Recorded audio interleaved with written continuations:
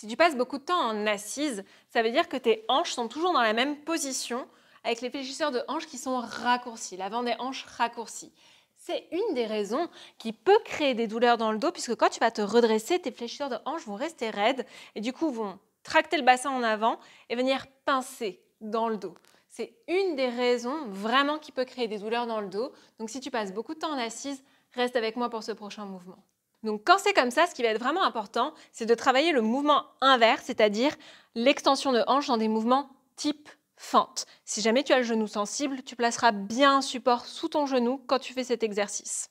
On ne va pas venir dans une fente longue aujourd'hui, on va venir dans une fente courte qui a un peu une forme de double angle droit.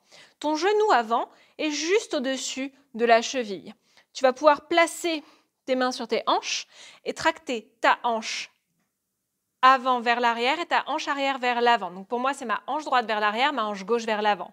Une fois que tu as ça, roule le coccyx vers le sol dans une rétroversion un peu comme un chat qui rentre la queue. Okay? Quand tu as fait ça, presse ta fesse arrière vers l'avant. Garde la rétroversion, cette position du bassin où le chat rentre la queue. Presse bien ta fesse vers l'avant. Et là, grandis-toi. Presse le sommet du crâne vers le ciel.